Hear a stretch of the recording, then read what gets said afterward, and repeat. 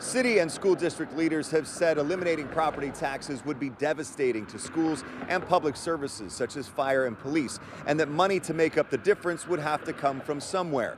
A nonpartisan tax policy group recently looked at one option for Ohio. We caught up with Kevin Kimball while he was walking his dog. He worries about the impact of eliminating property taxes. I understand that we use that money to pay for certain things, certain public services. Reynoldsburg Mayor Joe Begany shares that concern about funding for police, fire, and other city services. The city's budget is about $33 million. The concern would be is if all of that funding is reduced or eliminated completely, those services still need to be offered to some capacity. So what's going to be the other side of the coin? The Nonpartisan Tax Foundation recently looked at what it would take in income taxes to make up for the lost property taxes dollar for dollar.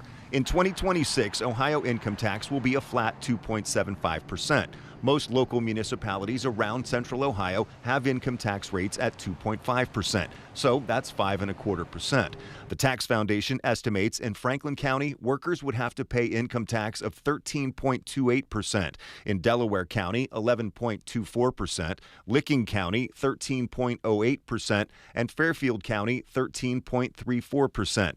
That, of course, would mean a smaller paycheck. If it shifted to more of an income tax rate, that's going to be something where you're going to see your less take-home pay, and you may have more of an impact on a regular basis. Mayor Begany says the city would probably look for ways to reduce spending before increasing the local income or sales tax. Kevin Kimball rents, so he doesn't directly pay property taxes. He thinks it would be unfair to pay a much higher income tax. I feel like it would take me away from or make it harder for me to eventually be able to own property if I can never save money because I'm paying so much in taxes. Volunteers with the Committee to Abolish Ohio's Property Taxes are continuing to collect signatures to get their proposed constitutional amendment on the ballot in 2026.